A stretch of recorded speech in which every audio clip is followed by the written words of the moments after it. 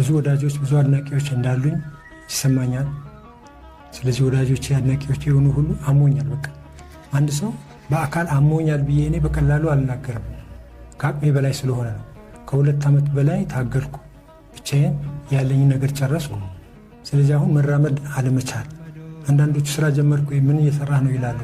ግን ጤና አስቸጋሪ ሆነዋል። እንግዲህ መራመድና መተኛት መቀመጥ ካልቻልክ እንዴት አይነት ላይፍ ይበላሻልና መዳን እፈልጋለሁ ታክሜ። እኔ አገር ውስጥ ባልድን እንኳን ውጪ ያሳክመኛል ብዬ አምናለሁ። በህዝቡ ተስፋ አድርጋለሁ ከፈጣሪ ጋር። ማንም አይተወኝ። ግን እውነቱን ማየት አለበት። አሁን በጥሩ ደረጃቸውን በጠበቁ ሐኪም ቤቶች ምርመራ አድርጌ አሁን ዲስኩ ዛሬ 2 ዓመት ነው የተመረመርኩት።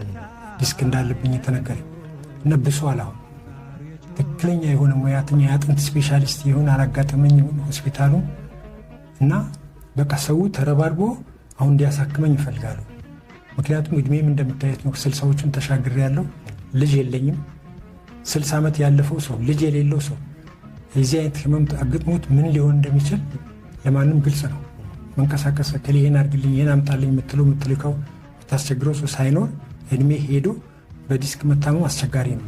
ጎንበስ ቀና ማለት አልችልም። ፊቴን እንኳን እንደዚያ ጎንበስ መታጠብ አልችልም። ቀና ማለት አልችልም። ስለዚህ ተረባርባችሁ እንድታሳክሙኝ ይፈልጋሉ። ጊዜ አትስጡ።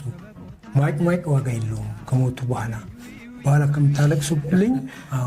ከምታለቅሱልኝ ራሴን ብያለሁ።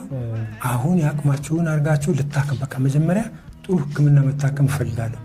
ሁሉም የቤተሰቡ የጉራጌ ተወላጆችም ሆናችሁ ሌላ ጉራጌም ያልሆነ አድናቂዎቼ፣ በተለይ ጉራጌ ተወላጅ የሆናችሁ ቶሎ እንትን ብላችሁ ሐኪም ቤት ጥሩ ሕክምና መታከም እፈልጋለሁ። ይህን መልዕክት አስተላልፉ።